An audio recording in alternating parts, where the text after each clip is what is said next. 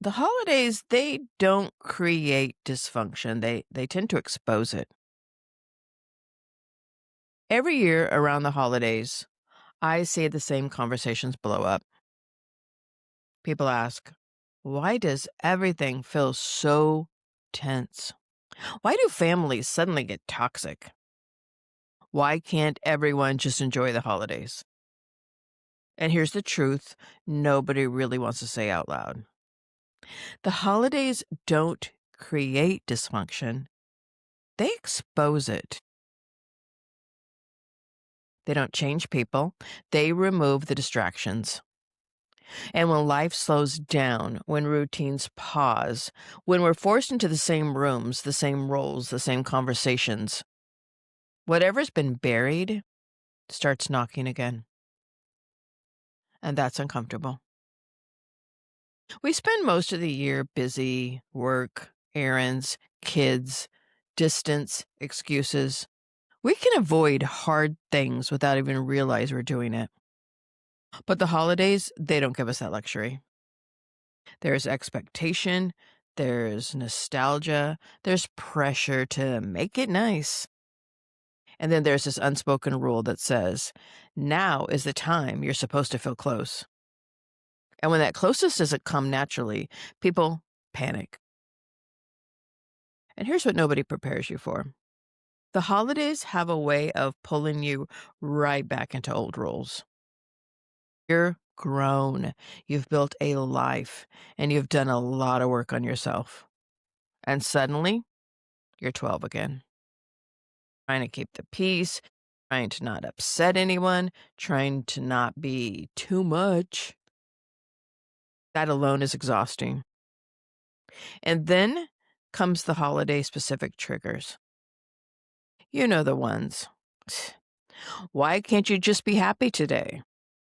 Can you just smile? Don't start anything. Please don't ruin Christmas.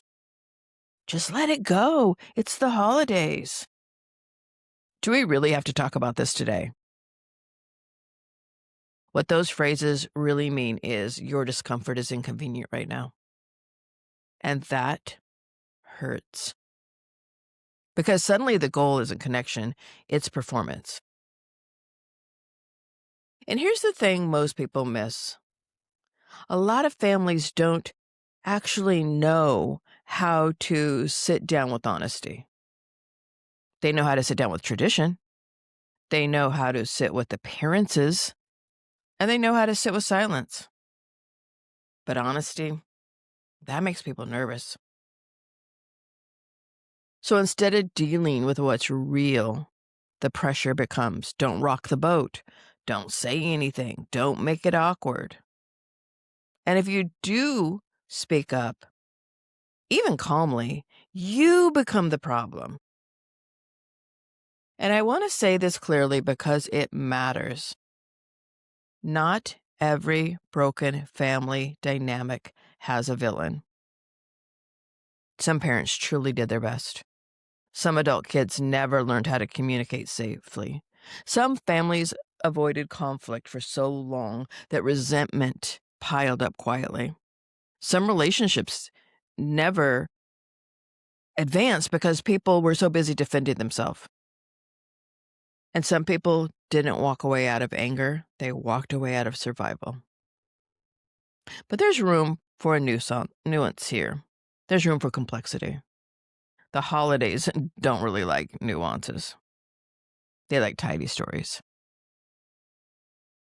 So here's where things get really hard.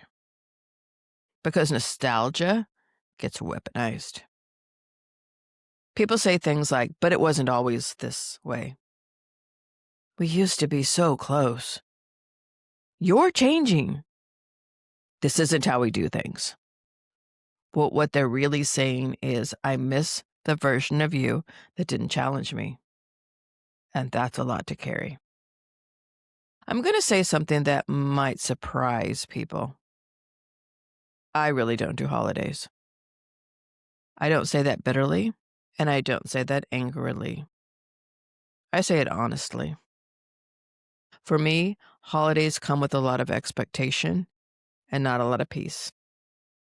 So I choose differently. That doesn't mean I don't care. That doesn't mean I'm cold, and that doesn't mean I'm broken.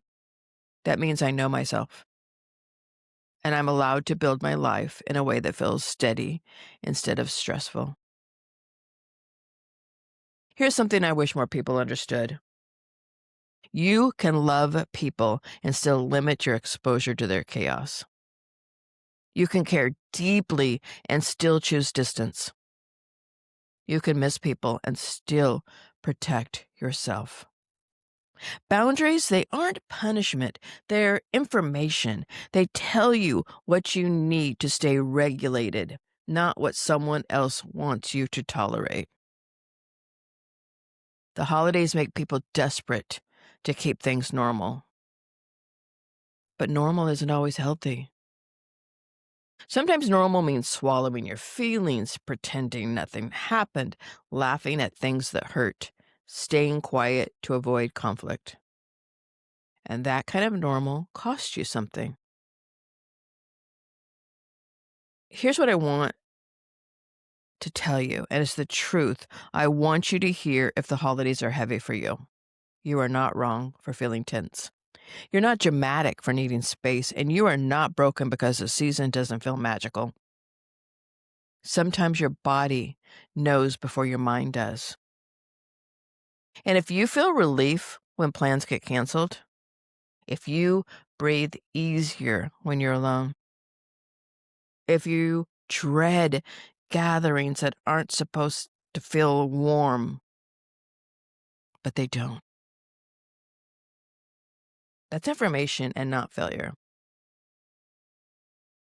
You don't owe access because it's December. You don't owe silence to keep other people comfortable. And you don't have to bleed just to prove you belong. Peace is allowed to disappoint people. And I know that's hard.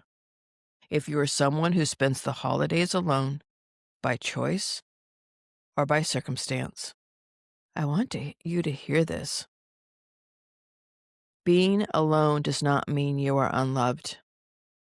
It does not mean you are forgotten, and it does not mean something is wrong with you. Sometimes being alone is the most regulated place you can be, and that's okay. And I'll end with this. If the holidays bring things up for you, grief, resentment, exhaustion, clarity, it doesn't mean you're ruining anything. It means you're paying attention. And I'd really love to know what part of the holidays feels heaviest for you. And you're not alone in this. You are so not alone, even when it feels that way.